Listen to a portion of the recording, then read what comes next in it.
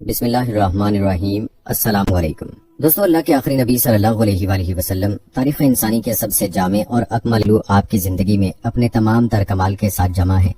آپ نبی اور رسول ہونے کے ساتھ ساتھ دائی، مصلح، مدبر، قائد، خطیب، امیر ریاست، منصف، الغرض زندگی اور معاشرے کے ہر پہلو کے اعتبار سے رہنما ہیں۔ یہی وجہ ہے کہ آپ کی حیات طیبہ میں انسانیت کے ہر پہلو کے اعتبار سے نبی وسلم کی زندگی پر نظر ڈالتے ہیں اور ان کی زندگی میں ہونے والے واقعات کو سن کر ان پر عمل پیرا ہونے کی کوشش کرتے ہیں۔ دوستو، بی بی حلیمہ سعدیہ رضی اللہ تعالی عنہا آپ کی برکتوں کو یوں بیان فرماتی ہیں: میرا قبیلہ بنی سعد قحط میں مبتلا تھا۔ جب میں آپ کو لے کر اپنے قبیلے میں پہنچی تو قحط دور ہو گیا۔ میری پڑوسن مجھ سے بولی: اے حلیمہ، تیرا گھر ساری رات روشن رہتا ہے، اس کی کیا وجہ ہے؟ میں نے کہا، یہ روشنی کسی چراغ کی وجہ سے نہیں بلکہ حضرت محمد صلی اللہ علیہ وآلہ وسلم کے نورانی چہرے کی وجہ سے ہے۔ میرے پاس 7 بکریاں تھیں، میں نے آپ کا مبارک ہاتھ ان بکریوں پر پھیرا تو اس کی برکت سے بکریاں اتنا دودھ دینے لگیں کہ ایک دن کا دودھ 40 دن کے لیے کافی ہو جاتا تھا۔ اتنا ہی نہیں، میری بکریوں میں بھی اتنی برکت ہوئی کہ 7 سے 700 ہو گئیں۔ قبیلے والے ایک دن مجھ سے بولے: ان کی برکتوں سے ہمیں بھی حصہ دو۔ چنانچہ میں نے ایک تالاب میں آپ کے ماب کا پانی پلایا تو ان بکریوں نے بچے پیدا کیے اور قوم ان کے دودھ سے خوشحال اور مالدار ہو گئی۔ آپ کو لڑکے کھیلنے کے لیے بلاتے تو ارشاد فرماتے: مجھے کھیلنے کے لیے پیدا نہیں کیا گیا، آپ میرے بچوں کے ساتھ جنگل جاتے اور بکریاں چرایا کرتے تھے۔ ایک دن میرا بیٹا مجھ سے بولا: امی جان، حضرت محمد بڑی شان والے ہیں، جس جنگل میں جاتے ہیں ہرا بھرا ہو جاتا ہے، دھوپ میں ایک بادل ان پر سایہ کرتا ہے، ریت پر آپ کے قدم کا نشان نہیں پڑتا، پتھر ان کے پاؤں تلے خمیر یعنی گندے ہوئے آٹے کی طرح نرم ہو جانور آپ کے قدم چومتے ہیں۔ دوستو، حضرت حلیمہ سعدیہ رضی اللہ تعالی عنہا اور ان کا خاندان قدم قدم پر اللہ کے آخری نبی صلی اللہ علیہ وآلہ وسلم کی برکتوں کا مشاہدہ کرتا رہا، ان سے خوب فیض پاتا رہا اور اپنا مقدر سنوارتا رہا۔ دیکھتے ہی دیکھتے 2 سال مکمل ہو گئے۔ حضرت حلیمہ نے آپ کا دودھ چھڑا دیا اور معاہدے کے مطابق آپ کو آپ کی والدہ حضرت آمنہ رضی اللہ تعالی عنہا کے پاس لے گئیں۔ انہوں نے حسب توفیق حضرت حلیمہ کو انعام و اکرام سے نوازا۔ آپ کی برکتیں دیکھ کر حضرت حلیمہ کا دل مچلتا کہ آپ مزید ان کے پاس ان کے قبیلے میں رہیں۔ عجیب اتفاق کہ انہی ایام میں مکہ شریف میں ایک وبائی مرض کا دورہ تھا۔ حضرت حلیمہ نے وبائی بیماری سے بچانے کے لیے حضرت آمنہ کو اس بات پر راضی کر لیا کہ وہ حضور کو مزید کچھ مدت کے لیے ان کے قبیلے بھیج دیں۔ یوں حضرت حلیمہ کی دلی مراد بھر آئی، یعنی مقصد پورا ہوا، اور ایک بار پھر بی بی آمنہ کے چاند سے ان کا آنگن روشن ہو گیا اور اللہ کے آخری نبی صلی اللہ علیہ وآلہ وسلم کے وجود مسعود کی بدولت ان کا مکان دوبارہ سے رحمتوں اور برکتوں کی کان بن گیا۔ آپ تقریباً 4 سال تک قبیلہ بنو سعد میں برکتیں لوٹاتے رہے۔ وہاں آپ نے اپنی رضائی بہن بھائیوں کے ساتھ بکریاں بھی چرائیں۔ بکریاں چراگاہوں میں لے جا کر ان کی دیکھ بھال کرنا یہ تقریباً تمام انبیاء کرام علیہ السلام کی سنت ہے۔ آپ نے اپنے عمل سے بچپن ہی میں اپنی ایک خصلت نبوت کا اظہار فرما دیا۔ قبیلہ بنو سعد میں پہلا شک صدر ہوا، اس سے گھبرا کر حضرت حلیمہ آپ کو بی بی آمنہ کے پاس لائیں اور ان کے سپرد کر دیا۔ اس کے بعد آپ اپنی والدہ پاک کی آغوش میں پرورش پانے لگے۔ جب آپ صلی اللہ علیہ وآلہ وسلم کے عمر مبارک 6 برس ہو گئی تو آپ صلی اللہ علیہ وآلہ وسلم کی والدہ ماجدہ آپ کو ساتھ لے کر مدینہ شریف میں آپ کے والد کے ننیال سے ملانے گئی۔ اس سفر میں بی بی ام ایمن بھی ساتھ تھیں۔ بی بی ام ایمن آپ کے والد کی کنیز تھیں۔ واپسی پر ابوا کے مقام پر آپ کی والدہ کا انتقال ہو گیا اور وہیں تدفین ہوئی۔ باپ کا سایہ پہلے اٹھ چکا تھا اور اب ماں کی آغوش شفقت و محبت بھی چھوٹ گئی۔ حضرت ام ایمن نے آپ کے آنسو پونچھے، آپ کو تسلی دی اور واپس مکہ تشریف لا کر آپ کے دادا حضرت عبد المطلب کے سپرد کر دیا۔ دوستو، اب بات کرتے ہیں آپ صلی اللہ علیہ وآلہ وسلم کے والدین کے وصال کے بعد آپ صلی اللہ علیہ وآلہ وسلم کی زندگی کیسے گزری۔ والدین کے وصال کے بعد آپ صلی اللہ علیہ وآلہ وسلم کی پرورش آپ کے دادا جان کے یہاں ہوئی۔ ان کا نام عبد المطلب تھا۔ یہ مکہ کے سردار تھے، آپ سے بڑی محبت کرتے، ہر وقت انہیں اپنے ساتھ رکھتے، جب کہیں بیٹھتے تو اپنے ساتھ بیٹھاتے، کھانا اپنے ساتھ کھلاتے، رات کو اپنے پہلو میں سلاتے۔ سینے کعبہ میں ان کے بیٹھنے کے لیے ایک تخت رکھا جاتا، کسی بڑے سے بڑے آدمی کی مجال نہ تھی اس پر قدم رکھتا۔ لیکن جب اللہ کے آخری نبی صلی اللہ علیہ وآلہ وسلم تشریف لاتے تو بلا جھجک اپنے دادا جان کی نشست پر بیٹھنے کے لیے آگے بڑھ جاتے۔ جب آپ کی عمر مبارک 8 سال کی ہوئی تو ان کا بھی وصال ہو گیا۔ پھر آپ کی پرورش آپ کے چچا ابو طالب کے یہاں ہوئی۔ آپ کے مبارک بچپن کے متعلق ابو طالب کا کہنا ہے: میں نے کبھی بھی نہیں دیکھا کہ رسول اللہ صلی اللہ علیہ وآلہ وسلم کسی وقت بھی کوئی جھوٹ بولے ہوں، یا کبھی کسی کو دھوکہ دیا ہو، یا کبھی کسی کو کوئی ایذا پہنچائی ہو، یا بیہودہ بچوں کے پاس کھیلنے کے لیے گئے ہوں، یا کبھی خلاف تہذیب بات کی ہو۔ ہمیشہ انتہائی خوش اخلاق، نیک اتوار، نرم گفتار، بلند کردار اور اعلیٰ درجے کے پارسا اور پرہیزگار رہے۔ آپ صلی اللہ علیہ وآلہ وسلم 8 سال کی عمر میں اپنے چچا ابو طالب کے گھر ان کی کفالت میں آئے تو یہاں بھی خیر و برکت کی بارشیں ہونے لگیں۔ یہ اپنے بچوں سے زیادہ آپ سے پیار کرتے، اپنی نگاہوں سے اوچھل نہ ہونے دیتے۔ ابو طالب کا بیان ہے کہ سرکار دو عالم صلی اللہ علیہ وآلہ وسلم سے پہلے جب بھی میرے بچے کھانا کھاتے تو سیر نہ ہوتے، لیکن جب سے حضور صلی اللہ علیہ وآلہ وسلم ان کے ساتھ کھانا تناول فرماتے تو سارے بچے پیٹ بھر کر کھانا کھاتے تھے۔ اسی لیے جب بھی میں اپنے بچوں کو کھانا دینا چاہتا تو کہتا، رک جاؤ، میرے بیٹے محمد کو آنے دو، پھر کھانا شروع کرنا۔ اسی طرح جب بھی بچوں کو دودھ پلانا ہوتا تو آپ کو پہلے پلایا جاتا، پھر بچوں کو دیا جاتا۔ اگر اس کے بیٹوں میں سے پہلے کوئی پی لیتا تو وہ سارا برتن اکیلا ہی ختم کر دیتا۔ ابو طالب یہ دیکھ کر کہتے، اے محمد، تمہاری برکتوں کا کیا کہنا ہے؟ جب آپ کی عمر مبارک 10 سال کی تھی تو آپ اپنے چچا زبیر کے ہمراہ یمن کی طرف عازم سفر ہوئے۔ یہاں راستے میں ایک عجیب واقعہ ہوا کہ کسی وادی میں ایک اونٹ لوگوں کو گزرنے سے روک رہا تھا۔ جب اس اونٹ نے آپ کو دیکھا تو بیٹھ گیا اور اپنا سینہ زمین پر رگڑنے لگا، تو آپ اپنے اونٹ سے اتر کر اس پر سوار ہوئے اور جب وادی کے دوسری طرف پہنچ گئے تو اس اونٹ کو چھوڑ دیا۔ جب سفر سے لوٹے تو دیکھا کہ وادی پانی سے بھری ہوئی ہے۔ آپ نے فرمایا، تم میرے پیچھے آ جاؤ۔ آپ اس وادی میں تشریف لے گئے اور سب قریش آپ کے پیچھے پیچھے چلنے لگے۔ اللہ پاک نے پانی خشک فرما دیا۔ جب لوگ مکہ واپس آئے تو سب کو یہ واقعہ سنایا، جسے سن کر انہوں نے کہا، اس بچے کی شان نرالی ہے۔ دوستو، آپ کی عمر مبارک 12 سال ہوئی تو آپ نے اپنے چچا ابو طالب کے ساتھ شام کی طرف پہلا تجارتی سفر فرمایا۔ جب قافلہ شہر بصرہ پہنچا تو وہاں کی ایک راہب بحیرہ، جس کا اصل نام برجیز تھا، اس سے آپ کی ملاقات ہوئی۔ اس نے آپ کو علامات نبوت سے پہچان لیا اور آپ کا ہاتھ پکڑ کر یہ اعلان کرنے لگا، یہ تمام جہانوں کے سردار ہیں، یہ رب العالمین کے رسول ہیں، اللہ کریم انہیں رحمت للعالمین یعنی تمام جہانوں کے لیے رحمت بنا کر بھیجے گا۔ پھر اس نے آپ اور اہل قافلہ کے لیے کھانے کی دعوت کا اہتمام کیا۔ اس دعوت میں اس نے مزید کچھ علامات نبوت دیکھی۔ اس نے ابو طالب سے کہا، انہیں شام مت لے جاؤ، اگر اہل شام نے انہیں علامات نبوت سے پہچان لیا تو انہیں قتل کرنے کی کوشش کریں گے، لہٰذا آپ اسی مقام سے واپس تشریف لے آئے۔ اس راہب نے آپ کو سفر کے لیے کچھ سامان بھی دیا۔ دوستو، اللہ کے آخری نبی صلی اللہ علیہ وآلہ وسلم تجارت کی غرض سے کئی سفروں پر تشریف لے گئے۔ 10 برس کی عمر میں اپنے چچا حضرت زبیر بن عبد المطلب کے ساتھ یمن کا بھی تجارتی سفر فرمایا۔ آپ نے جو تجارتی سفر حضرت خدیجہ رضی اللہ تعالی عنہا کے لیے کیا، ان میں سے 2 سفر یمن کی جانب بھی تھے۔ چنانچہ روایت میں ہے حضرت خدیجہ رضی اللہ تعالی عنہا نے آپ کو جرش، یمن میں ایک مقام ہے، اس کی طرف 2 بار تجارت کے لیے بھیجا اور ان میں سے ہر سفر ایک اونٹنی کے عوض تھا۔ دوستو، شہر زبید کا ایک شخص اپنا مال بیچنے مکہ شہر میں آیا۔ آس بن وائل نام کے ایک شخص نے اسے مال خریدا مگر قیمت نہ دی۔ اس تاجر نے کچھ قبیلوں سے فریاد کی مگر کسی نے اس کی مدد نہ کی۔ پھر یہ شخص جبل ابو قبیس پر چڑھ گیا اور سب سے فریاد کی۔ اس پر قریش کے کچھ صلح پسند لوگوں نے ایک اصلاحی تحریک چلائی۔ قریش کے بڑے بڑے سردار عبداللہ بن جدان کے گھر پر جمع ہوئے۔ وہاں نبی کریم صلی اللہ علیہ وآلہ وسلم کے چچا زبیر بن عبد المطلب نے یہ تجویز پیش کی کہ ہمیں باہمی معاہدہ کرنا چاہیے۔ چنانچہ قریش کے سرداروں نے ایک معاہدہ کیا اور پکا ارادہ کر لیا کہ ہم بے امنی کا خاتمہ، مسافروں کی حفاظت، غریبوں کی امداد، مظلوم کی حمایت اور مظالم کا محاسبہ کریں گے۔ اس معاہدے میں آپ بھی شریک ہوئے۔ اعلان نبوت کے بعد بھی آپ اس معاہدے میں شرکت پر مسرت کا اظہار کرتے اور فرماتے، اس معاہدے سے مجھے اتنی خوشی ہوئی کہ اگر اس معاہدے کے بدلے میں کوئی مجھے سرخ رنگ کے اونٹ بھی دیتا تو مجھے اتنی خوشی نہیں ہوتی۔ آج بھی اگر کوئی مظلوم اس معاہدے کے تحت مجھے مدد کے لیے پکارے تو میں اس کی مدد کے لیے تیار ہوں۔ اس معاہدے کو حلف الفضول کے نام سے موسوم کیا گیا۔ اس کی وجہ یہ ہے کہ بہت پہلے مکہ میں ایک معاہدہ ہوا تھا۔ اس معاہدے کا سبب بننے والوں میں سب کا نام فضل تھا، اسی وجہ سے اس معاہدے کا نام حلف الفضول یعنی ان چند آدمیوں کا معاہدہ جن کے نام فضل تھے۔ دوستو، جب آپ صلی اللہ علیہ وآلہ وسلم کی عمر مبارک 25 سال ہوئی تو مکہ کی فضاؤں میں آپ کے لقب صادق و امین ہر طرف گونجنے لگے۔ شہر مکہ کی ایک معزز اور مالدار خاتون تھی جن کا نام تھا خدیجہ۔ انہیں ایسے امانت دار شخص کی ضرورت تھی جو ان کا مال ملک شام لے کر جائے اور وہاں فروخت کر کے نفع کما کر لائے۔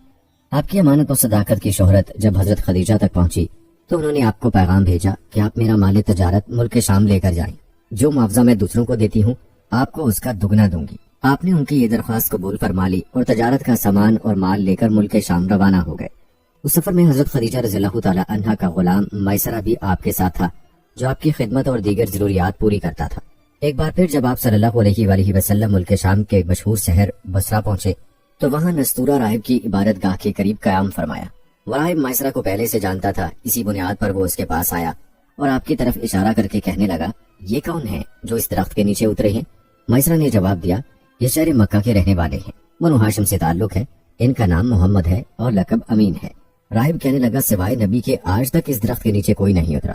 پھر اس نے پوچھا کیا ان کی آنکھوں میں سرخی رہتی ہے؟ مائسرہ نے جواب دیا ہاں، اور وہ ہر وقت رہتی ہے۔ یہ سن کر نستورہ کہنے لگا یہی اللہ کے آخری نبی ہیں، مجھے ان میں وہ تمام نشانیاں نظر آ رہی ہیں جو توریت و زبور میں پڑھی ہیں۔ کاش میں اس وقت تک زندہ رہوں جب یہ اپنی نبوت کا اعلان فرمائیں گے۔ اگر میں زندہ رہا تو ان کی بھرپور مدد کروں گا اور ان کی خدمت میں پوری زندگی گزار دیتا۔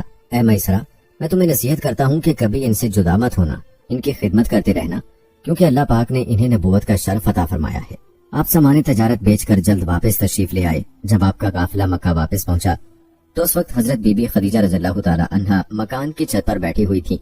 انہوں نے یہ منظر دیکھا کہ اللہ کے آخری نبی صلی اللہ علیہ وآلہ وسلم پر 2 فرشتے دھوپ سے سایہ کیے ہوئے ہیں۔ اس منظر نے حضرت خدیجہ کے دل پر گہرا اثر کیا۔ کچھ دن کے بعد انہوں نے اپنے غلام مائسرہ سے اس بات کا ذکر کیا تو مائسرہ نے بتایا کہ میں تو پورے سفر میں اسی طرح کے مناظر دیکھتا رہا ہوں۔ پھر مائسرہ نے اس طویل سفر میں آپ کی صداقت و دیانت، حسن سلوک و غمخواری، معاملہ فہمی و کاروباری مہارت کے جو روح پرور مناظر اپنی آنکھوں سے دیکھے وہ بیان کیے۔ نستورہ راہب جس طرح آپ پر فدا ہو گیا تھا اور آپ کے مستقبل کے بارے پیش گوئیاں کی تھیں یہ بتایا۔ یہ سن کر حضرت خدیجہ رضی اللہ تعالی عنہا کے دل میں آپ کے لیے عقیدت و محبت پیدا ہو گئی۔ حضرت خدیجہ رضی اللہ تعالی عنہا مکے کی مالدار اور بہت محترم و معزز خاتون تھیں۔ آپ کا تعلق قبیلہ قریش کی شاخ بنو اسد بن عبدالعزہ سے تھا۔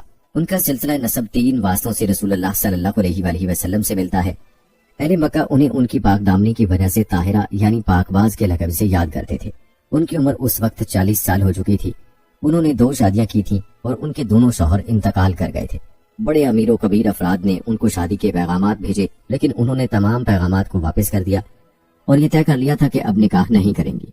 لیکن آپ کے اخلاق، عادات، برکات اور حیرت انگیز واقعات سن کر ان کا دل آپ سے نکاح کی طرف مائل ہوا۔ انہوں نے اللہ کے آخری نبی صلی اللہ علیہ وآلہ وسلم کی پھوپھی حضرت صفیہ کو بلایا۔ حضرت صفیہ بی بی خدیجہ رضی اللہ تعالی عنہا کے بھائی عوام بن خویلد کی بیوی تھی۔ انہیں بلا کر ان سے آپ کے کچھ ذاتی حالات کے بارے میں معلومات لی۔ پھر سفر شام سے واپسی کے تقریباً 3 ماہ بعد انہوں نے آپ کی طرف نکاح کا پیغام بھیجا۔ اس رشتے کو پسند کرنے کی وجہ خود حضرت خدیجہ رضی اللہ تعالی عنہا یوں بیان فرماتی ہیں، میں نے آپ کے اچھے اخلاق اور آپ کی سچائی کی وجہ سے آپ کو پسند کیا۔ آپ نے اس درخواست کو اپنے خاندان کے بڑوں اور اپنے چچاؤں کے سامنے رکھا۔ انہوں نے یہ رشتہ منظور کر لیا۔ آپ کا نکاح ہوا جس میں آپ کے چچا ابو طالب نے خطبہ پڑھا اور اپنے مال سے 20 اونٹ حق مہر مقرر کیا۔ حضرت خدیجہ رضی اللہ تعالی عنہا تقریباً 25 سال تک حضور صلی اللہ علیہ وآلہ وسلم کی خدمت میں رہیں۔ ان کی زندگی میں آپ نے کوئی دوسرا نکاح نہ فرمایا۔ رسول اللہ صلی اللہ علیہ وآلہ وسلم کے ایک فرزند حضرت ابراہیم رضی اللہ تعالی عنہ کے سوا باقی ساری اولاد حضرت خدیجہ رضی اللہ تعالی عنہا سے ہوئی۔ حضرت خدیجہ رضی اللہ تعالی عنہا نے اپنی ساری دولت آپ کے قدموں میں نثار کر دی اور ساری عمر آپ صلی اللہ علیہ وآلہ وسلم کی خدمت میں گزار دی۔ اللہ کے آخری نبی صلی اللہ علیہ وآلہ وسلم کی عمر مبارک جب 35 برس ہوئی تو زبردست بارش سے حرم کعبہ میں سیلابی پانی آ گیا۔ اس سے کعبہ شریف کی عمارت کو کافی نقصان پہنچا اور اس کا کچھ حصہ بھی گر گیا۔ قریش نے طے کیا کہ مکمل عمارت کو توڑ کر پھر سے کعبہ کی ایک مضبوط عمارت بنائی جائے جس کا دروازہ بھی بلند ہو اور اس کی چھت بھی ہو۔ چنانچہ قریش نے مل جل کر اس کام کو شروع کر دیا۔ اس تعمیر میں آپ بھی شریک ہوئے اور پتھر اٹھا اٹھا کر لاتے رہے۔ مختلف قبیلوں نے کعبہ شریف کی عمارت کے مختلف حصے آپس میں تقسیم کر لیے، لیکن جب حجر اسود رکھنے کا مرحلہ آیا تو فتنوں نے سر اٹھانا شروع کر دیا۔ قبیلوں کا آپس میں سخت اختلاف ہو گیا۔ ہر قبیلے کی خواہش تھی کہ حجر اسود کو نصب کرنے کا اعزاز اسے حاصل ہو۔ اگر کوئی قبیلہ اس میں رکاوٹ بنے تو تلوار کے زور سے اس کا راستہ روکا جائے۔ 4 دن اسی بات میں گزر گئے کہ حجر اسود کون نصب کرے گا۔ ایک بوڑھے شخص نے اس جھگڑے کو ٹالنے کے لیے یہ تجویز پیش کی کہ کل جو شخص صبح سویرے سب سے پہلے حرم مکہ میں داخل ہو اسی سے ہم فیصلہ کروائیں گے۔ وہ جو فیصلہ دے سب قبائل اسے تسلیم کریں گے۔ اس بات پر تمام قبائل کا اتفاق ہو گیا۔ خدا کی شان کے صبح کو جو شخص سب سے پہلے حرم مکہ میں داخل ہوا وہ نبی کریم صلی اللہ علیہ وآلہ وسلم ہی تھے۔ آپ کو دیکھتے ہی ان کی مسرت کی انتہا نہ رہی۔ سب کہنے لگے یہ امین ہے کہ جو بھی فیصلہ فرمائیں گے ہم تسلیم کریں گے۔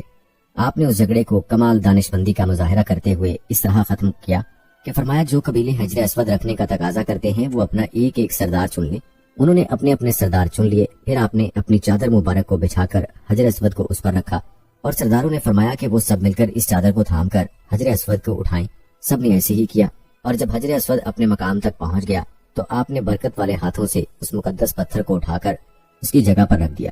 اسی طرح آپ کی حکمت و دانش مندی سے فتنہ و فساد کے شعلے بھی بجھ گئے اور سب کے دلوں میں مسرت و شادمانی کی لہر بھی دوڑ گئی۔ آپ صلی اللہ علیہ وآلہ وسلم کی تمام زندگی اعلان نبوت سے پہلے بھی بہترین اخلاق و عادات کا مجموعہ تھی۔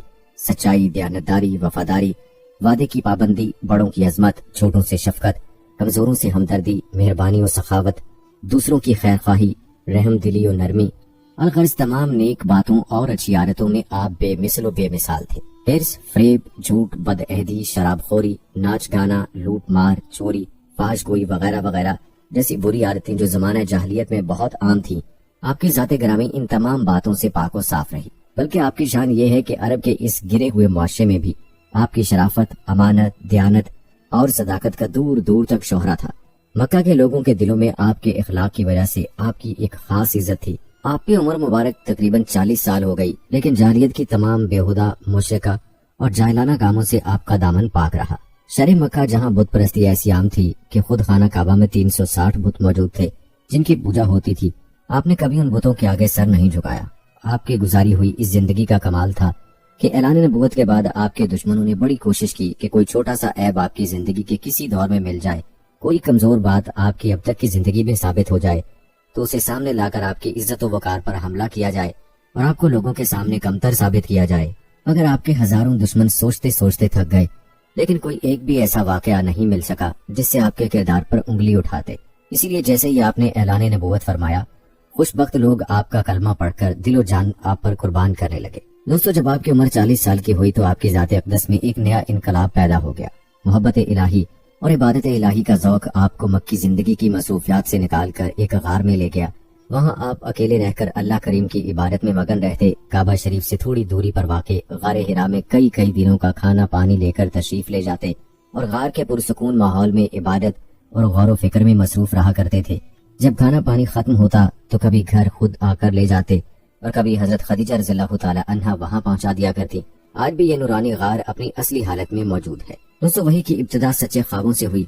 आप रात को नींद की हालत में जो ख्वाब देखते, बाद में उसकी ताबीर यूं वाज़ेह हो जाती जैसे दिन का उजाला और सूरज की रोशनी। 6 माह इसी तरह गुजर गए। रमजान के मुबारक महीने में जब आप मामूल के मुताबिक गारे हिरा की तन्हाइयों में गोशा नशीन थे कि एक रात तमाम फरिश्तों के सरदार हजरत जिब्राईल अमीन अलैहिस्सलाम ने रब का पहला रूह परवर पैगाम बसूरत वही आप तक पहुंचाया। फिर कुछ अर्सा वही नाजल होने का सिलसिला बंद रहा।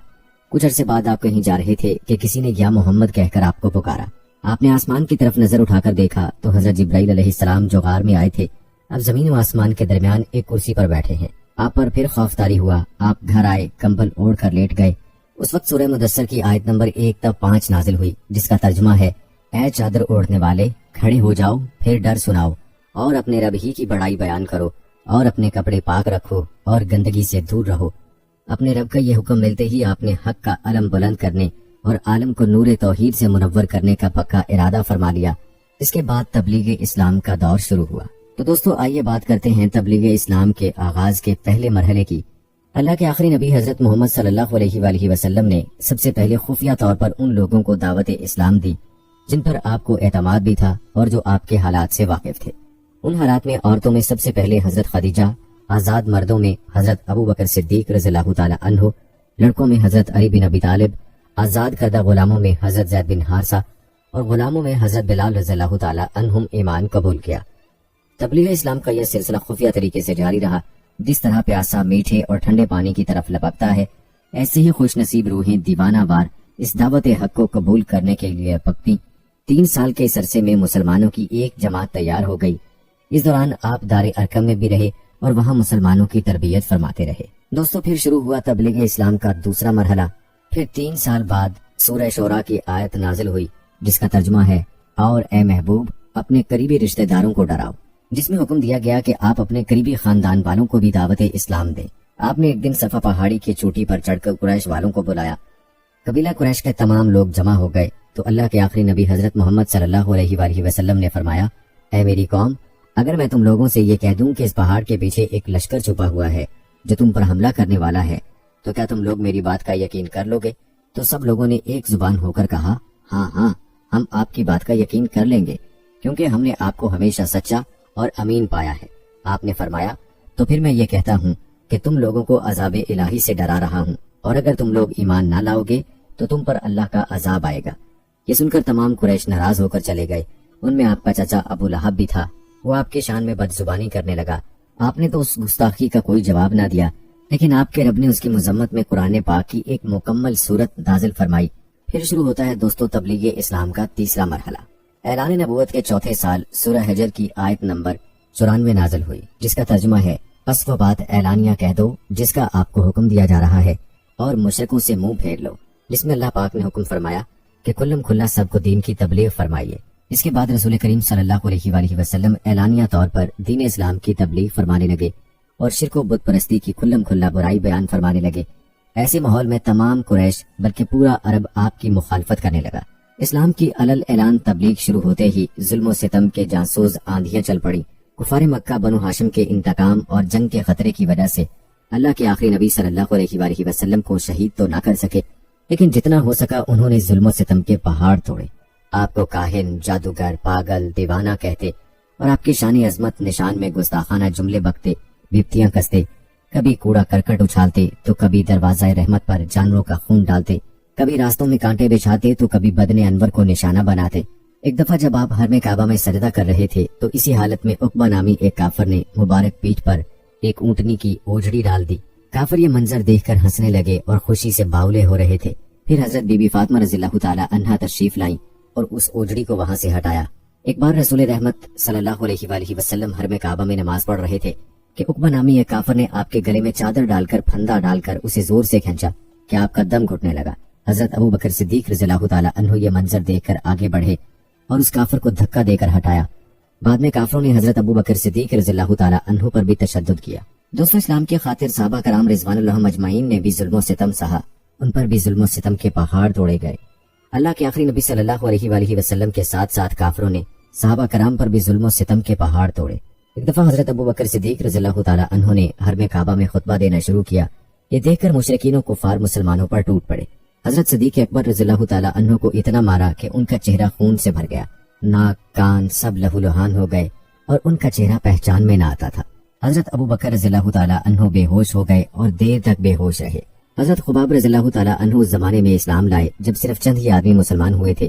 قریش نے ان کو بے حد ستایا، یہاں تک کہ آگ کے انگاروں پر ان کو چت لٹایا اور ایک شخص ان کے سینے پر پاؤں رکھ کر کھڑا رہا، یہاں تک کہ ان کی پیٹ سے پگھلنے والی چربی سے وہ کوئلے بجھ گئے۔ زندگی بھر ان کی پیٹ پر ان کوئلوں کے داغ رہے۔ ایک بار حضرت عمر فاروق اعظم رضی اللہ تعالی عنہ نے اپنے دور خلافت میں وہ داغ دیکھے تو ان کا دل بھر آیا اور رو پڑے۔ حضرت بلال رضی اللہ تعالی عنہ کے گلے میں رسی باندھ کر بازاروں میں گھسیٹا جاتا، ان کی پیٹھ پر لاٹھیوں کی بارش کی جاتی۔ دوپہر کے وقت تیز دھوپ میں گرم گرم ریت پر ان کو لیٹا کر اتنا بھاری پتھر ان کی چھاتی پر رکھ دیا جاتا تھا کہ ان کی زبان باہر نکل آتی تھی۔ اس حال میں بھی یہ آہد آہد کے نعرے لگاتے تھے۔ ایسا نہیں تھا کہ صرف مردوں کو ہی ظلم و ستم کا نشانہ بنایا جاتا تھا، بلکہ وہ خواتین جو اسلام قبول کرتی انہیں بھی تکالیف کا سامنا کرنا پڑتا۔ حضرت عمار بن یاسر کی والدہ حضرت سمیہ رضی اللہ تعالی عنہا وہ خوشبخت خاتون ہیں جنہوں نے سب سے پہلے اپنے خون کا نذرانہ پیش کیا۔ یہ بوڑھی تھیں، ابو جہل نے انہیں نیزہ مار کر شہید کر دیا تھا۔ اسلام کی پہلی شہیدہ ہونے کا اعزاز انہیں حاصل ہے۔ جب کفارانی قریش مسلمانوں کو تکلیف دینے سے باز نہ آئے بلکہ ان کے مظالم میں اضافہ ہونے لگا تو اللہ کے آخری نبی صلی اللہ علیہ وآلہ وسلم نے اپنے جانثار صحابہ کو اجازت دی کہ وہ ہجرت کر کے حبشہ چلے جائیں۔ حبشہ کا بادشاہ نجاشی عیسائی دین پر عمل کرتا تھا اور انصاف پسند اور نرم دل تھا۔ چنانچہ اعلان نبوت کے 5ویں سال 11 مرد اور 4 عورتوں کے ایک قافلے نے اپنے پیارے وطن کو چھوڑ کر حبشہ کی طرف ہجرت کی۔ اسے ہجرت اولا کہتے ہیں۔ کچھ دنوں کے بعد مزید کئی صحابہ و صحابیات نے حبشہ کی طرف ہجرت کی، یہاں تک کہ حبشہ ہجرت کرنے والوں کی تعداد 82 افراد تک پہنچ گئی۔ یہ دیکھ کر قریش نے حبشہ کے بادشاہ کی طرف ایک وفد بھیجا جس نے بادشاہ سے اصرار کیا کہ وہ ان مسلمانوں کو قریش کے حوالے کر دے، مگر کفار کی یہ کوششیں ناکام ہوئیں۔ دوستو کفار مکہ کو یہ خوش فہمی تھی کہ وہ اپنے وحشیانہ ظلم و ستم سے اسلام کی تحریک کو یا تو ختم کر دیں گے یا کمزور کر دیں گے، لیکن ان کی تمام تر کوششوں کے باوجود مسلمانوں کی تعداد بڑھتی جا رہی تھی۔ اس صورتحال سے وہ آپے سے باہر ہونے لگے۔ تمام سرداران قریش اور مکہ کے دوسرے کفار نے یہ اسکیم بنائی کہ اللہ کے آخری نبی صلی اللہ علیہ وآلہ وسلم اور آپ کے خاندان کا مکمل بائیکاٹ کر دیا جائے۔ چنانچہ اس تجویز کے مطابق تمام قبائل قریش نے یہ معاہدہ کیا کہ جب تک بنی ہاشم کے خاندان والے حضور علیہ السلام کو ہمارے حوالے نہ کر دیں، کوئی شخص بنو ہاشم کے خاندان سے شادی بیاہ نہ کرے، کوئی شخص ان لوگوں کے ہاتھ کسی قسم کی خرید و فروخت نہ کرے، کوئی شخص ان لوگوں سے میل جول، سلام کلام اور ملاقات نہ کرے، کوئی شخص ان لوگوں کے پاس کھانے پینے کا کوئی سامان نہ جانے دے۔ منصور بن اکرمہ نے اس معاہدے کو لکھا اور تمام سرداران قریش نے اس پر دستخط کر کے اس دستاویز کو کعبہ کے اندر لٹکا دیا۔ ابو لہب کے سوا تمام بنو ہاشم ابو طالب کی وہ گھاٹی جس کو اب شیب ابی طالب کہتے ہیں اس میں محصور ہو گئے۔ ان میں غیر مسلم بھی شامل تھے جو صرف اپنے خاندانی تعلق کی وجہ سے آپ کے ساتھ شریک ہوئے۔ 3 سال تک تمام بنو ہاشم اس گھاٹی میں رہے۔ یہ 3 سال کا زمانہ اس قدر سخت تھا کہ بنو ہاشم درختوں کے پتے اور سوکھے چمڑے پکا پکا کر کھاتے تھے۔ بھوک سے بلکتے ہوئے ننھے بچے اس قدر زور زور سے روتے کہ ان کی آوازیں دور دور تک سنائی دیتی، مگر ان سخت دل کافروں نے ہر طرف سے گھاٹی پر پہرا بٹھایا ہوا تھا کہ کھانے پینے کی کوئی شے اندر نہ جائے۔ 3 سال اسی حالت میں گزر گئے تو اللہ کریم نے اپنے حبیب علیہ السلام کو خبر دی کہ اس معاہدے کو دیمک اس طرح چاٹ گئی ہے کہ خدا کے نام کے سوا اس میں کچھ باقی نہیں رہا۔ آپ نے یہ خبر ابو طالب کو دی۔ اس نے کفار قریش کو جا کر کہا، اے گروہ قریش، میرے بھتیجے نے مجھ کو اس طرح خبر دی ہے، تم اپنا معاہدہ لاؤ۔ اگر یہ خبر صحیح نکلی تو تم اس ظلم و ستم سے باز آؤ، اور اگر غلط نکلی تو پھر میں اپنے بھتیجے کو تمہارے حوالے کر دوں گا۔ وہ اس پر راضی ہو گئے، اور جب جا کر دیکھا تو ان کے ہوش اڑ گئے کہ جیسا آپ نے ارشاد فرمایا تھا حرف بحرف اسی طرح معاملہ تھا۔ دوستو، اعلان نبوت کے 10ویں سال جبکہ شیب ابی طالب کے محاصرے کو ختم ہوئے ابھی تھوڑا ہی وقت گزرا تھا، اللہ کے آخری نبی صلی اللہ علیہ وآلہ وسلم کے چچا ابو طالب کا بھی انتقال ہو گیا۔ ابو طالب کی وفات سے آپ کو بہت صدمہ ہوا۔ ابو طالب کی وفات کو 1 ہفتہ بھی نہ گزرا تھا کہ آپ کی زوجہ حضرت خدیجہ رضی اللہ تعالی عنہا بھی دنیا سے پردہ فرما گئی۔ مکہ میں یہ 2 ہستیاں ایسی تھیں جو آپ علیہ السلام کے بہت قریب تھیں۔ قدم قدم پر انہوں نے آپ کی حمایت و مدد کی۔ جب آپ نے کفر و شرک کے تاریک اندھیروں میں توحید کی شمع روشن کی تو کفار نے جو طوفان بدتمیزی برپا کیا، یہ دونوں ہستیاں ہی اس مشکل وقت میں آپ کا سہارا بنی۔ ان کی وفات کے حادثے 1 ہی سال میں بڑی قلیل مدت میں واقع ہوئے، اور آپ کو اس سے بہت رنج و غم ہوا، اس لیے آپ نے اس سال کو غم کا سال یعنی عام الحزن قرار دیا۔ دوستو، حضرت خدیجہ اور وہاں کے سردار ایمان قبول کر لیتے ہیں تو اس سے مسلمانوں کو قوت اور طاقت ملے گی۔ یہ سوچ کر آپ نے طائف کے سفر کا ارادہ فرمایا۔ آپ طائف کے لیے پیدل سفر پر نکلے۔ آپ کے ساتھ صرف آپ کے غلام حضرت زید بن حارثہ تھے۔ طائف پہنچ کر آپ نے کچھ دن آرام کے بعد وہاں کے سرداروں سے ملاقات کی۔ 3 سردار عبد اللیل اور اس کے 2 بھائی مسعود اور حبیب کو آپ نے اسلام کی دعوت دی، مگر انہوں نے دعوت قبول کرنے کی بجائے نہ صرف آپ کا مذاق اڑایا بلکہ طائف کے بدماش اور شریر لوگ آپ کے پیچھے لگا دیے، جو جلوس کی شکل میں اکٹھے ہو گئے اور آپ کا تعاقب کرنے لگے۔ یہ لوگ بپتیاں کستے، نازیبا جملے کہتے اور اپنے بتوں کے نعرے لگاتے ہوئے آپ کے پیچھے لگ گئے اور آپ پر پتھر برسانے شروع کر دیے۔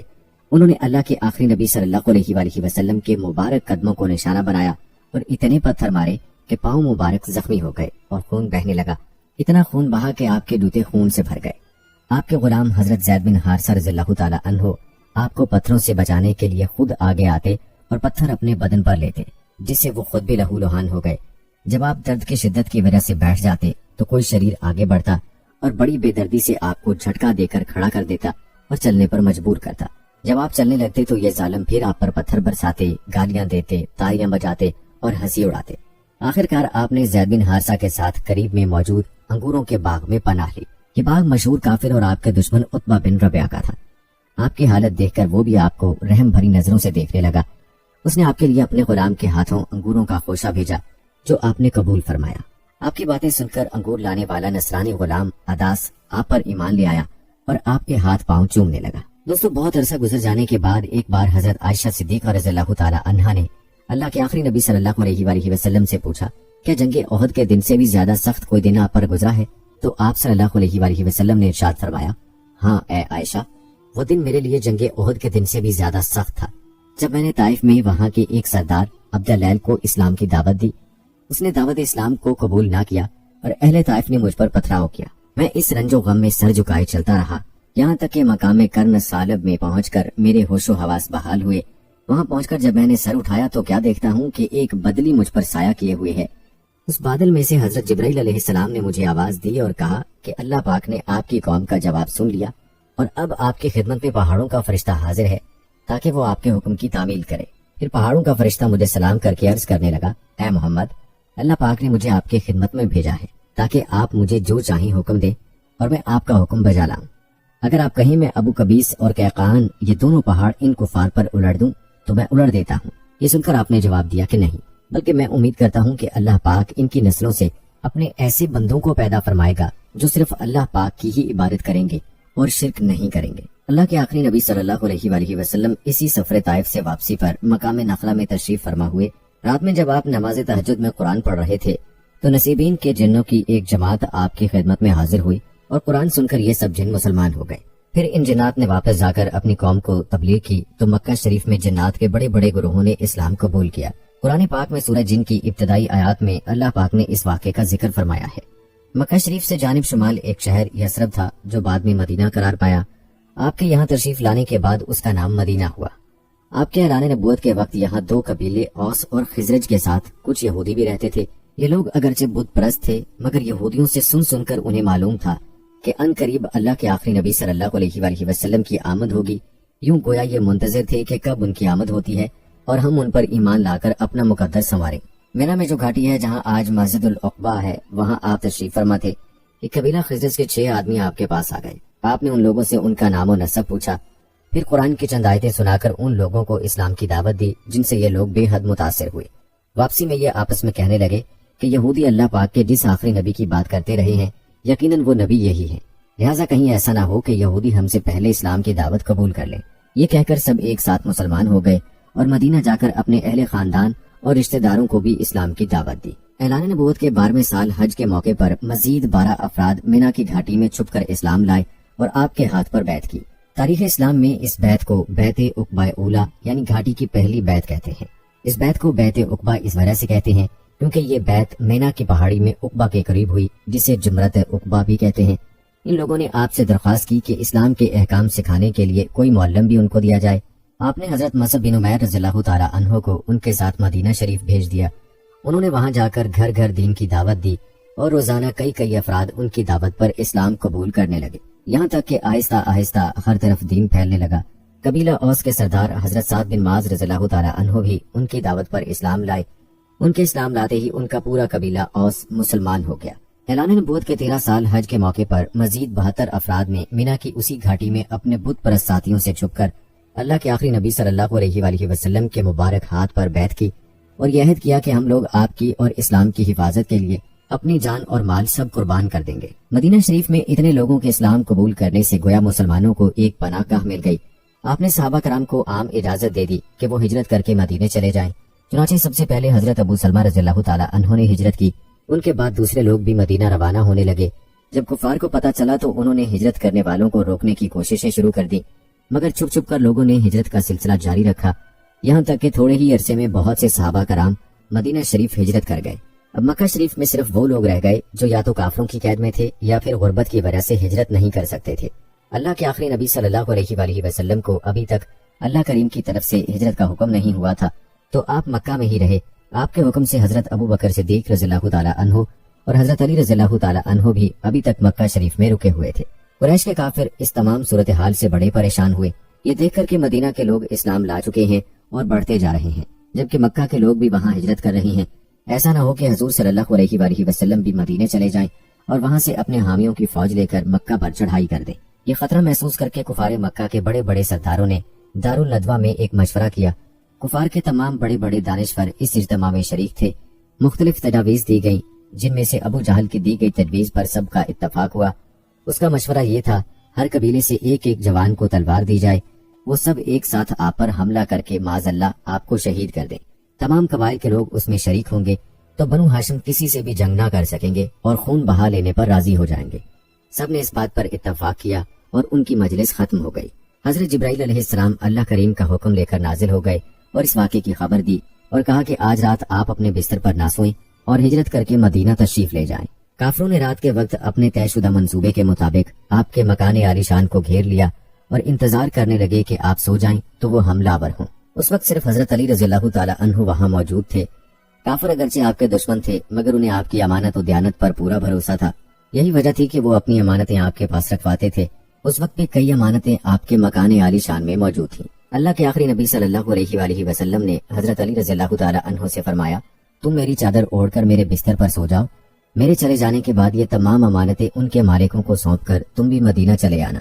آپ نے خاک کی ایک مٹھی لی اور اس پر سورہ یاسین شریف کی ابتدائی کچھ آیات تلاوت فرما کر وہ خاک کو فار کی طرف پھینک دی اور اس مجمع میں سے صاف نکل گئے، کسی نے بھی آپ کو نہ پہچانا۔ پھر آپ حضرت ابو بکر صدیق رضی اللہ تعالی عنہ کے ساتھ غار ثور پہنچے اور 3 دن اور 3 راتیں وہاں قیام فرمایا۔ اس کے بعد آپ مدینہ شریف تشریف لے گئے۔ مدینہ کی خواتین اور بچوں تک کی زبانوں پر آپ کی آمد کا ذکر ہوتا मक्का शरीफ से मदीना की मुसाफत अमूमन 12 दिन में तय होती थी। ये दिन तो उन्होंने इंतजार करते हुए गुजार दिए। इसके बाद उनसे रहा न गया और वो अपने शौक की तकमील के लिए बेकरार होकर इज्तिमाई शक्ल में अपने आका के इस्तकबाल के लिए मदीना से बाहर एक मैदान में जमा हो जाते और जब धूप तेज हो जाती तो हसरत के साथ अपने घरों को वापस लौट जाते।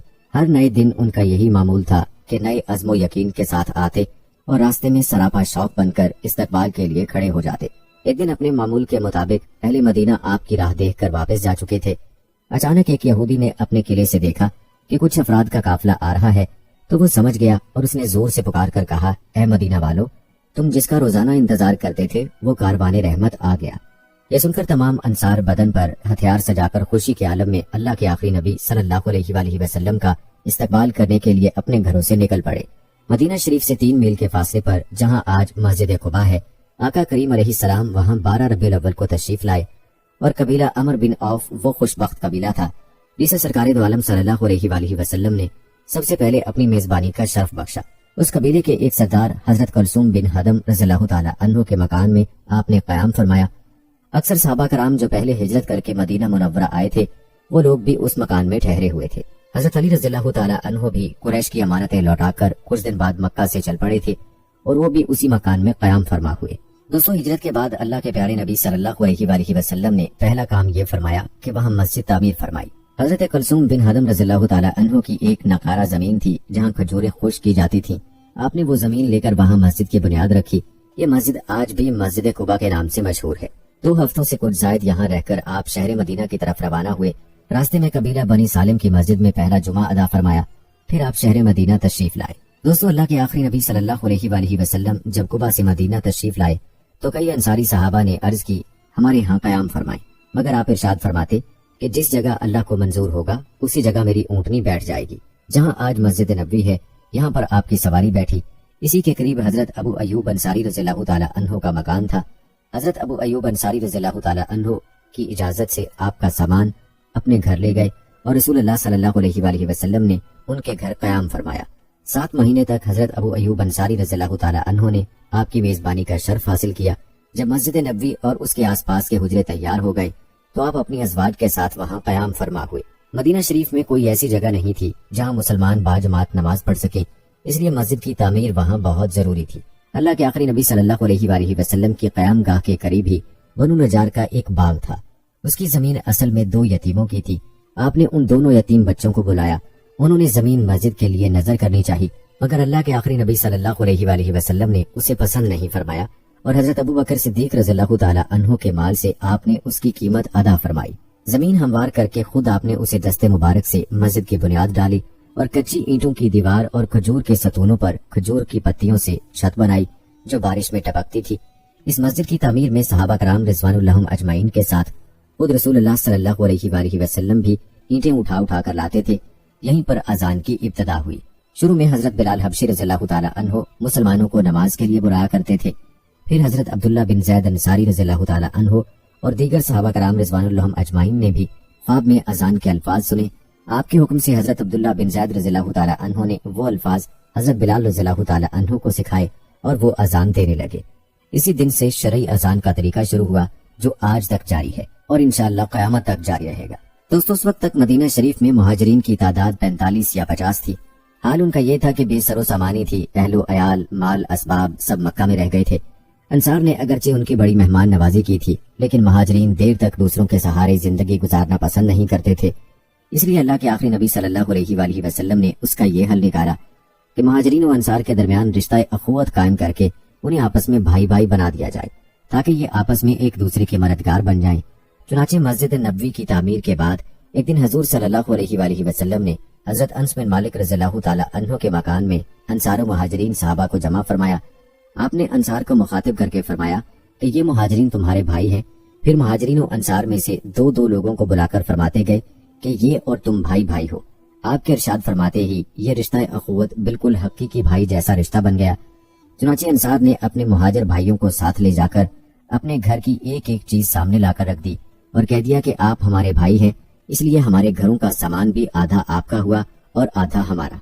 दोस्तों, अल्लाह के प्यारे नबी सल्लल्लाहु अलैहि वसल्लम जब तक मक्का में रहे काबा शरीफ की तरफ मुंह करके नमाज पढ़ते रहे। ہجرت کے بعد آپ مدینہ شریف میں حکم الہی سے سب نمازوں میں بیت المقدس کو قبلہ بناتے۔ اسی طرح 16 یا 17 مہینے گزر گئے۔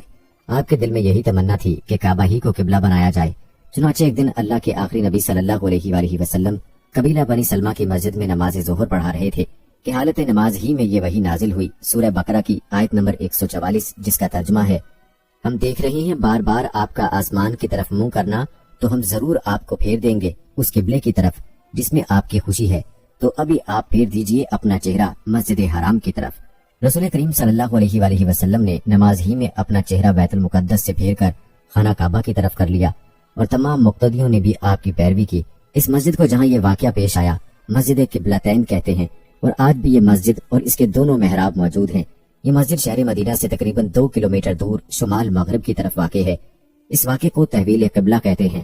تحویل قبلہ سے یہودیوں اور منافقین کے گروہ کو بہت تکلیف ہوئی۔ دوستو، مسلمان جب ہجرت کر کے مدینہ آ گئے، اب چاہیے تو یہ تھا کہ مکہ کے کفار اب اطمینان سے بیٹھے رہتے، مگر ان کا غصہ مزید بڑھ گیا۔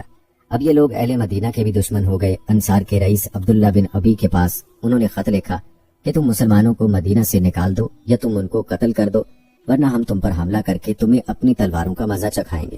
اسی طرح قبیلہ اوس کے سردار جب عمرہ کرنے مکہ گئے تو انہیں بھی مکہ کے کافروں نے دھمکیاں دی۔ کافروں نے صرف دھمکیوں پر بس نہیں کیا بلکہ مدینہ شریف پر حملے کی باقاعدہ تیاریاں شروع کر دیں۔ انہوں نے تمام قبائل میں یہ بات پہنچا دی کہ ہم مدینہ پر حملہ کر کے مسلمانوں کو ختم کر دیں گے۔ ان حالات کی وجہ سے مسلمانوں کو اپنی حفاظت کے لیے کچھ نہ کچھ کرنا ضروری ہو گیا تھا۔ اللہ کے آخری نبی صلی اللہ علیہ وآلہ وسلم اب تک حکم الہی کے مطابق صرف دلائل اور نصیحت سے دوسروں کو دین کی دعوت دیتے رہے اور کافروں سے ملنے والی ایذاؤں پر صبر کا مظاہرہ فرماتے۔ لیکن ہجرت کے بعد جب سارا عرب اور یہودی مسلمانوں کے دشمن ہو گئے اور انہیں مٹانے کے لیے طرح طرح کی سازشیں کرنی شروع کر دی، تو اللہ کریم نے مسلمانوں کو یہ اجازت دی کہ جو لوگ جنگ کی ابتدا کریں تو بھی ان سے جنگ کر سکتے ہیں۔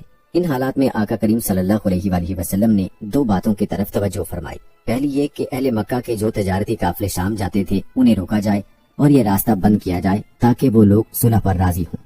نمبر 2، اطراف کے جتنے بھی قبائل ہیں ان سے صلح کے معاہدے کیے جائیں تاکہ کفار مدینہ شریف پر حملہ کی جرات نہ کر سکے۔ اسی وجہ سے آپ خود بھی اطراف کے قبائل کی طرف تشریف لے جاتے اور چھوٹے چھوٹے لشکر بھی بھیجتے جو کفار مکہ کی نقل و حرکت پر نظر بھی رکھتے اور قبائل سے امن و امان کے معاہدے بھی کرتے۔ اسی سلسلے میں کفار مکہ اور ان کے حلیفوں سے مسلمانوں کا ٹکراؤ شروع ہوا اور چھوٹی بڑی لڑائیوں کا سلسلہ شروع ہوا۔ انہی لڑائیوں کو تاریخ اسلام میں غزوات یا سرایا کا نام دیا جاتا ہے۔ اب دوستو، ان میں آپ کو فرق بھی بتاتے چلیں۔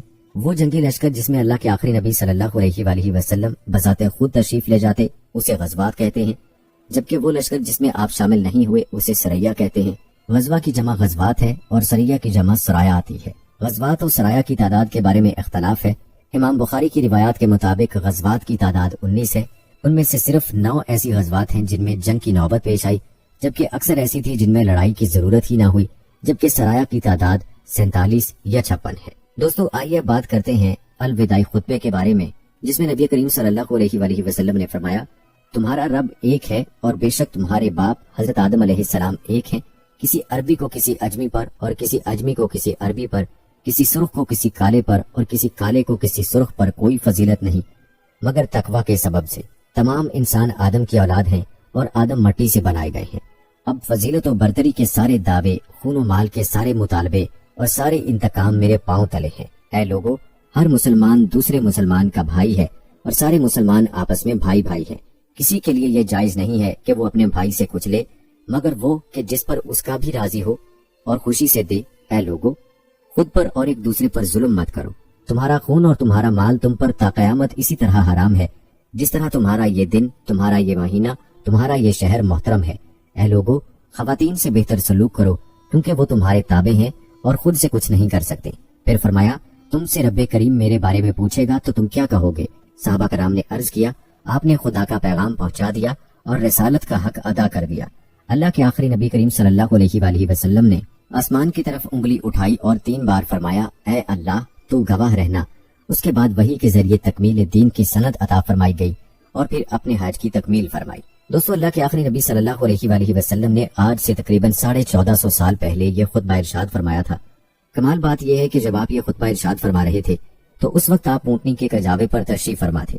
یہ آپ کی کمال سادگی کی شان تھی۔ آپ کا ارشاد فرمایا ہوا یہ خطبہ انسانی تاریخ کا سنہرا اور روشن باب ہے۔ اس خطبے میں انسانی حقوق بالخصوص حقوق نسواں، غلاموں کے حقوق، جان، مال، عزت، آبرو کی حفاظت، معاشی اصلاحات، وراثت کے مسائل، قرض و مقروض سے متعلق احکامات، سیاست اور دین سے متعلق ایسی رہنمائی موجود ہے جس کی اس سے پہلے مثال نہیں ملتی۔ یہ خطبہ تمام اسلامی تعلیمات کا نچوڑ اور حقوق و فرائض کا عالمی منشور ہے۔ یہ خطبہ آج بھی مسلمانوں کے لیے گویا آئین اور ابدی پیغام کی حیثیت رکھتا ہے۔ یہ خطبہ آج بھی اتنا ہی اہم ہے جتنا آج سے 1450 سال پہلے تھا۔ اس خطبے میں وہ روشنی ہے جس کی انسانیت کو ضرورت ہے۔ اس خطبے میں ایسا درس ہے جس پر عمل انسان کو انسانیت کی معراج پر لے جا سکتا ہے۔ ہجرت کے 11ویں سال 20 یا 22 سفر کو اللہ کے آخری نبی صلی اللہ علیہ وآلہ وسلم جنت البقیع آدھی رات کو تشریف لے گئے۔ وہاں سے واپس تشریف لائے تو مزاج مبارک ناساز ہو گیا۔ کچھ دن تک علالت بہت بڑھ گئی۔ آپ تمام ازواج مطہرات کی اجازت سے حضرت بی بی عائشہ صدیقہ رضی اللہ تعالی عنہا کے حجرہ مبارکہ میں تشریف فرما ہوئے۔ جب کمزوری بہت زیادہ بڑھ گئی تو آپ نے حکم دیا کہ حضرت ابو بکر صدیق رضی اللہ تعالی عنہ میرے مصلی پر نماز پڑھائیں۔ چنانچہ 17 نمازیں حضرت ابو بکر صدیق رضی اللہ تعالی عنہ نے پڑھائیں۔ وفات سے تھوڑی دیر پہلے حضرت عائشہ صدیقہ رضی اللہ تعالی عنہا کے بھائی حضرت عبد الرحمن بن ابو بکر صدیق رضی اللہ تعالی عنہ تازہ مسواک ہاتھ میں لیے حاضر ہوئے۔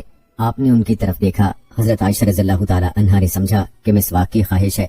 انہوں نے فوراً ہی مسواک لے کر اپنے دانتوں سے نرم کی اور دست اقدس میں دے دی۔ آپ نے مسواک فرمائی۔